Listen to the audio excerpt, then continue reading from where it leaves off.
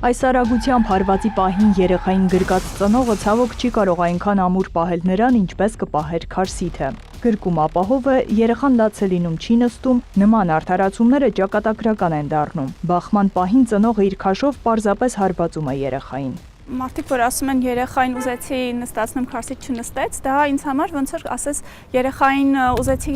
նորածին երեխային ուզեցի կաթ տամ, ինքը կաթ չուզեց, ես էլ որցի ջուր տամ։ Չի լինի, չէ՞, այդպես, այսինքն երեխան ուզի չուզի, պետք է համոզես, որ ինքը պետք է մինչև 6 ամսական կաթ ուտի։ Նույնը քարսիթի պարագայում է։ Մենք երբևէ մեքենան չի շարժվել, մինչև ինքը իր քարսիթում նստած կոչկված չի եղել։ Սոցցանցում տարածված այս լուսանկարը եւս մեկ ապացույց է։ Մեքենան ջարդունի է վերածվել, բայց նստատեղերը մնացել են անվնաս, երեխաներն էլ ողջ։ Վթարներից տուժած երեխաները, ովքեր չեն եղել ամրակապված, ունեցել են հաճախ այնպիսի վնասվածքներ, որոնք չեն համատեղելի եղել կյանքի հետ, այդպիսիք են ծանր գանգուղեղային տրավմաները, ողնաշարի եւ ողնուղեղի վնասվածքները, կենսական կարևոր ներքին օրգանների վնասվածքները, լյարդի, փայծախի պատրվածքներ, ներքին արյունահոսություն եւ եղել են դեպքեր, որ եղել է կյանք փրկել, սակայն դրա ծանր հետևանքները մնացել են։ Մեր երկրում մինչև 7 տարեկան երեխաների փոխադրման համար Isofix համակարգով մանկական նստատեղը պարտադիր է։ 7-ից 12 տարեկան երեխաների փոխադրումը թույլատրվում է ինչպես մանկական նստատեղերի, այնպես էլ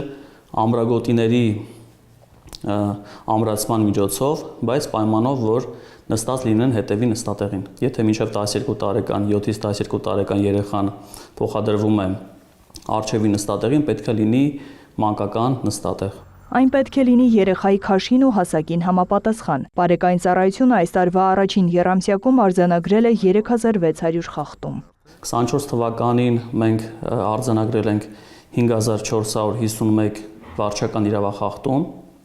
երբ բացակայել է մանկական նստատեղը,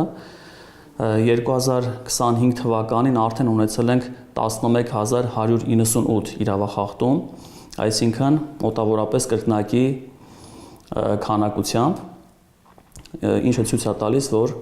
բավական հետևողական աշխատանք է տարվում այդ ուղղությամբ, հասկանալով նաև հնարավոր վտանգները, հատկապես վթարների դեպքում։ Նստատեղի բացակայության դեպքում վարչական իրավախախտումների վերաբերյալ օրենսգրքով նախատեսված է 5000 դրամ տուգանք փոխադրողի համար։ Իդեպ օրենքը տարածվում է բոլոր վարորդների վրա, անկախ նրանից տաքսի ծառայություն են մատուցում, թե վարում են սեփական մեքենան։ Բոլորը պարտավոր են փոխադրումները իրականացնել սահմանված կարգով։ Մեր թվարկված վարչական իրավախախտումների մեջ կան նաև վարչական տուժի ենթարկված տաքսու վարորդներ։ Եվան միշտ քարսիթով է երթևեկել եւ չի էլ պատկերացնում, որ կարող է երբևէ մեքենայում այլ տեղ նստել։ Տաղետալի վիճակ է։ Ես երեխային մանկապարտեզ բերել տանելուց մի փոքրիկ հետազոտություն եմ արել ինձ համար ու նկատել եմ, որ առավելագույնը, ես նույնիսկ առավելագույն թիվ եմ ասում, 10%-ն է ծնողների երեխաներին իր քարսիթում նստած բերում։ Մեծ մասը նույնիսկ նկատում եմ, որ առաջին հենց դիմացի նստարանին են երեխաները նստում ու այդ տեսանկյունից ես ուղղակի չեմ հասկանում ծնողներին, որովհետև մենք մեզ դիրքավորում ենք որպես երեխայասեր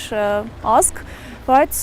ամենա այդ բազային անվտանգության կանոնը երեխայի անվտանգության հետ կապված մենք չենք պահում փաստորեն։ Այս ամենը փաստում է, քարսիթը ընտրություն չէ, այլ պարտադիր պայման, երբ մեքենայում երեխա կա։